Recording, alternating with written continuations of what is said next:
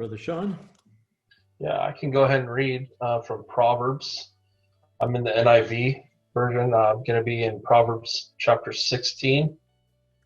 Um, I can read through a few 1 to 9, but I also highlighted a few verses that I kind of were the ones that I felt that I was supposed to be sharing tonight. And it's kind of great because I'll read chapter 16, verse 1 of Proverbs. To humans belong the plans of the heart, but from the Lord comes the proper answer of the tongue. All a person's ways seem pure to them, but motives are weighed by the Lord. Commit to the Lord whatever you do, and he will establish your plans. The Lord works out everything to its proper end, even the wicked for a day of disaster. The Lord detests all the proud of heart. Be sure of this, they will not go unpunished. Through love and faithfulness, sin is atoned for. Through the fear of the Lord, evil is avoided. When the Lord takes pleasure in anyone's ways, he causes their enemies to make peace with them. Better a little with righteousness than a much gain with injustice. In their hearts, humans plan their course, but the Lord establishes their steps.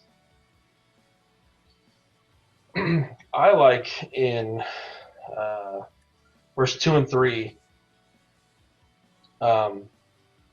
outlining sometimes we think what is pure, what is our design, but then we kind of sometimes neglect what is it that God has designed for us, what his plan is, and why are we doing things? Are we doing things because we want them?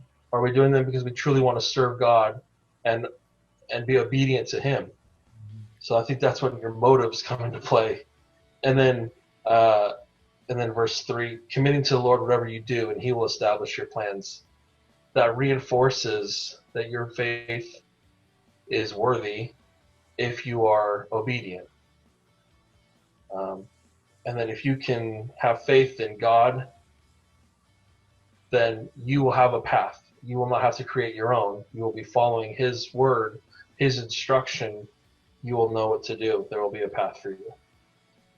And then when Brother Ponce was speaking, it almost kind of made me feel on conflict of loved ones, conflict of Christians, and I like the opportunity you had to share Scripture. And I think so often we find that conflict, like Brother Darrell says, don't repay evil with evil. I think so often the human flesh, just the I don't want to say desire. It's almost it's a wickedness to repay evil with evil. You feel that there is conflict, and you need to contribute more to that conflict. You need to show, no, you're wrong. I know better because you're wrong. But again, we're all wrong. Are we truly trying to fulfill what God has commanded? And so when it says, when the Lord takes pleasure in anyone's way, he causes their enemies to make peace with them. I really love that, because right now, I'm only 32 years old, but I've seen the country divided at its worst right now. And I just think, as Christians, we are the example. We are the example to the whole world. No matter what country you live in, you are an ambassador to Christ. You are the one that can bridge sides that are divided. So I love that if we are being obedient and if we are doing what God has called us to do, some of those conflicts can resolve themselves. Our enemies will make peace with us. And I don't mean to say your friend is an enemy. Certainly not.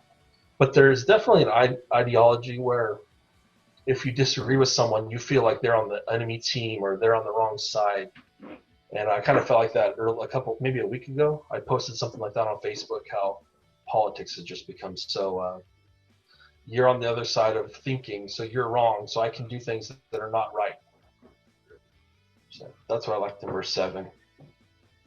And then finishing up in verse 9, in the hearts, humans plan their course, but the Lord establishes their steps. And who can take any path without steps? So I don't know. I enjoyed those verses tonight. Sean, I like that in verse 7 of Proverbs 16. When the Lord takes pleasure in anyone's ways, he causes their enemies to make peace with them. And then I went to Psalms 23 on verse 5 there. We all know that script, that passage. It says, He prepares a table before me in the presence of my enemies. You anoint my head with oil, my cup overflows. Surely your goodness and love will follow me all the days of my life, and I will dwell in the house of the Lord forever.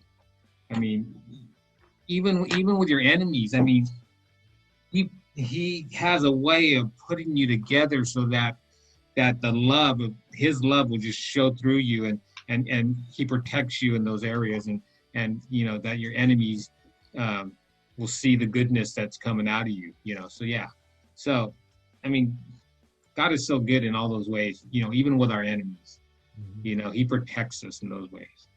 He guides us and he leads us. Yeah.